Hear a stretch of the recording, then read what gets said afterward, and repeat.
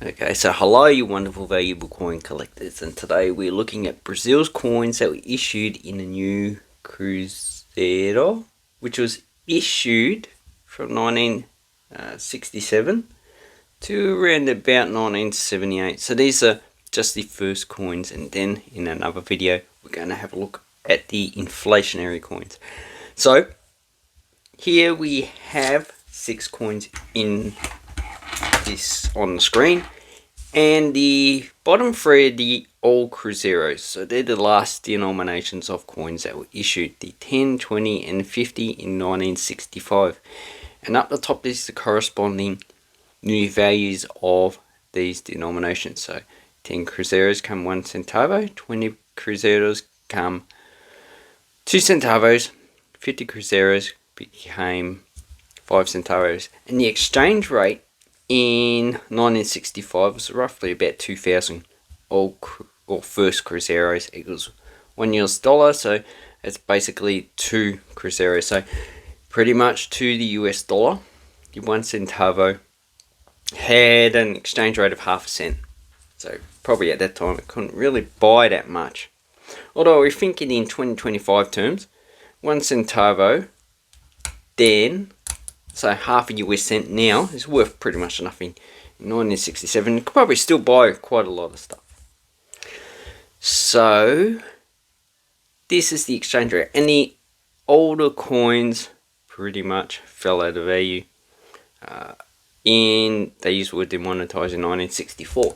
So the smallest inflation rate that we have for Brazil at the time period is 1967. It's about 25%. And that pretty much since 1958 to 1993, that's the lowest inflation that Brazil did have, and it kept that way until the 70s, and then it increased, and then in the 80s and 90s it just took off like a rocket. Okay, so what did these consist of? Okay, so these coins fell out of circulation, and they issued high denominations of 10 centavos, 50 centavos, no, 20 centavos should I say, and 50 centavos, and these have scenes related to the infrastructure or the economic potential of the country. Now there is a 1 Crezeiro, but I don't have that coin. If you are interested in looking at that coin, so that's the coin that was issued, and it is larger than the 50 centavos.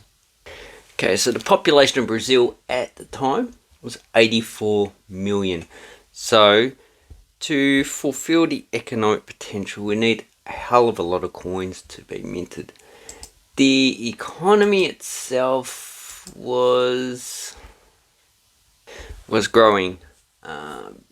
There was a military coup in 1964, and the period before had a high inflation because of there was a process of leftists trying to equalize the economy, so trying to increase the wages of those that were poor and redistribute land and other stuff like that, and that wasn't really popular. So there was a military coup in 1964. It's probably a little bit more complicated than that, and I won't go into detail, but the military wanted to industrialize and make the military strong. So it put in a lot of investment in industrialization. So that increased from about 5 to 30%. And because of that, they had a few other things. There was the inflation, but they also had a managed reduction in the value of the currency. So that's why you see inflation in this time period, because to make the economy competitive, they did periodically reduce the value of the currency, so exports become cheaper. So if you have a currency that's stable for quite a long period of time, the prices become stagnant, and if you want to be more competitive, you reduce the value of your currency. So instead of this one being worth 25 US cents, you make it 20 US cents. So basically it would be a bit more competitive, reduce the prices of your exports compared to your competitors. Okay, so now we're just gonna continue on with the actual coins itself. So we have two periods. We have the earlier periods in which the higher value coins are actually better metal. Okay, so where's that coin? The 1 centavos that we have.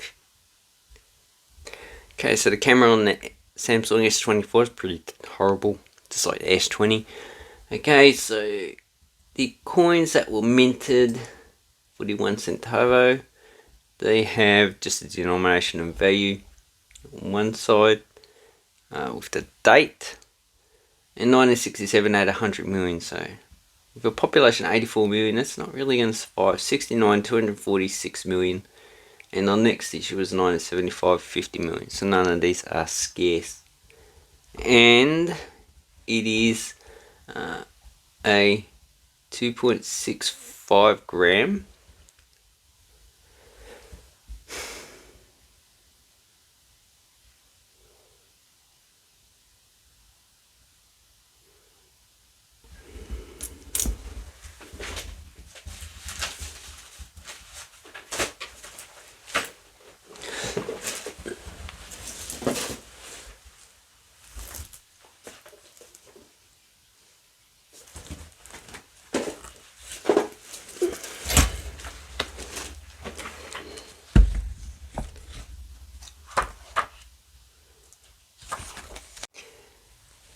So this could be either ghosting or a die clash. Now there is differences. Ghosting is when you put too much pressure on the coin, on the dies itself, and the impression comes through on the other side.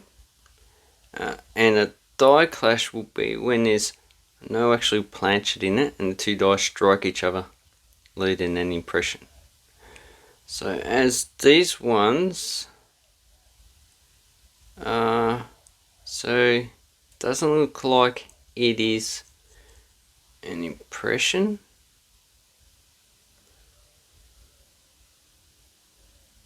It's probably just a die clash. So anyway, that's basically, I just found out, and as you can see it's a bit faint, so probably the planchet's also been a bit damaged. So I need to investigate that further. Okay, and then we have the 5 centavos which I dropped and it's disappeared. So this one is the larger coins, and the 1, 2 and 5 centavos were made out of stainless steel, and they always were. So the mintage of this coin for 1967 is 98 million and change. So I don't say the thousands, pretty much. And then 1969 was 548 million. That indicates that this is probably the last denomination that was actively circulated. 1975, 5.6 million. And once again, there is a difference in the thickness of the coins. So we have 1967 with 1.5 millimeters from 3.97 grams, and here we have the 1969, 1 millimeter thick and 2.64 grams. So that's the thickness that you can see there. So that's not an error. Once again, on the other side we have Brasilia. So is there any die clashes or ghosting on this one? Anyway, that is those ones. This one looks like it might have been a grease strike based on the improper flattening of the actual metal. Okay, so they're not really fairly rare coins. Then we have the 10 centavos, and it has an industrial outlook. So a steel industry, which the smaller denominations are made of. So this is 1967, there's a mintage of 108 million. Then you got 1970, nearly 500 million coins minted. And then we have the 1975 to 78, in which they changed all the coins to steel. None of these are pretty scarce, so this 1978 has a mintage of 225 million. So none of these later coins are actually pretty scarce. And on the other side we have the same. They're the same on the side, looks like similar thickness. The copper nickel's rated, the steel is not. Then we have the 20 centavos. It has a oil infrastructure, oil tower, which they don't really use anymore. So 1967, 125 million, 1970, 634 million. So obviously this is a more popular denomination than the 1 and 2 centavos. And then we have the later period in which they changed them to steel. Once again, they removed the reading. And all these coins are also pretty common. So it's 1976, the lowest minted with 65,687,000. So really, you should be able to buy all these coins for at least $1 or $2. Okay, so the last denomination that they have is the 50 centavos that I can show. So there is a 1967 made out of nickel with 13 million. So really that didn't see much circulation, not with a population of nearly 85 million. 1970, they changed it to a copper nickel coin. So obviously with the devaluation, the nickel would have become a lot more valuable. So this 1970 mintage of 440 million, which pretty much is in line with the actual population growth. And then 1975, 134 million. And then we have the later coins from 1975, 79 centavos. All these are pretty common. The lowest mint is 1975 and 79 million. So obviously this coin did see a lot of circulation. And the mintage is included for 1975 with either the copper nickel and the steel. And this 1976 is mintage 134 million. So really, you should be able to pick it up in uncirculated grade for just a few dollars. And once again, they removed the reading because of the reduction in the exchange rate. These coins would have had a reduction in their purchasing power. So that's the highest value coin I do have for you. Now the one Crezeiro is only issued from 1967 to 70. Was there any more? Oh, it's 1972 commemorative one. Then that was in nickel and has a mintage of 1970, 53 million. 1967 is a key date. It's the test coin. So if you got a 1967, look for prova, which means what does it mean? Specimen, something like that. And then we have 1974 to 1978. And the two dates you want there is 1977, 78, with 1977 having 98 million, 1978 with 77 million. So they're in uncirculated, should be paying at least 20, 30, probably even more than that. So that's what you should be using. So up until 1970, Brazil also used the revalued banknotes that were in circulation. So this is a 10 cruzeiros revalued to 1 centavo. And the high banknotes of 1 to 100 cruzeiros were only issued in 1970. So pretty much these revalued banknotes were the ones in circulation from that time period. And the highest value banknote up until then was 10 cruzeiros, which is equivalent to roughly $5 or roughly about $50 now. And this is pretty normal. So now when Brazil changed from the reais to Crezeiro, they revalued the 5,000 reais to 5 Crezeiro. That was in 1942. And this is the banknote that was issued in 1970 for 1 Crezeiro. So that circulated up until 1980, so roughly about 10 years. It's actually quite a nice series. I like that. Pretty simple. But we'll do another video on those banknotes. And then this is another revaluation in which they revaluated the first Cruzado to the new Cruzado. So at 1001. You see this up until, what time period? See, this really gets complicated when you're talking about coins. And when you collect all these coins, you get confused with so 1989 this was actually revalued. And this currency lasted just 1 year before it lost. Then they introduced the Crezeiro raise, and then they issued the current currency. So anyway, I hope this helps you with your Brazilian coins. So pretty much all you're looking for is just low mint coins and errors in this lot. All these coins are pretty much inexpensive. Okay, now the last thing that we're going to see is that they did issue a second series of 1, 2 and 5 centavo coins, and these ones, so these had agricultural products issued from 1975 to 78. Now with the 2 centavos we have soybean.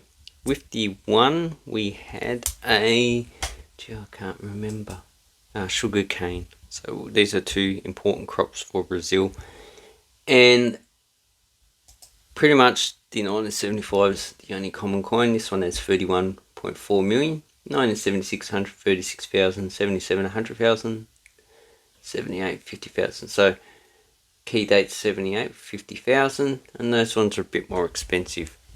And they kept Brasilia on the other side. And the 5 has a Zebu, and it has a Brasilia on the other side. So this one's a lot more common. And the mintage for 1975 is 44.5 million, 76. And that's, no, 1978, 34,909,000 is the more common coin, but it's also the lowest minted. So these ones you can pick up for like $1 or $2. And they were demonetized in 1980 as well, when inflation actually took over and they issued a new coin series.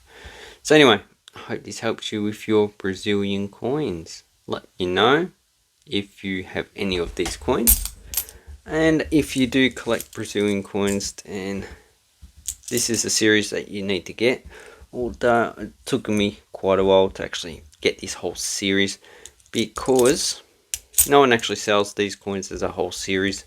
You need to buy them piece by piece. So all these prices would factor in the actual just the coin itself, and you need to include postage as an extra, probably another like $5 on top of that. Anyway, thank you very much. Have an awesome coin and banknote collecting time, and take care.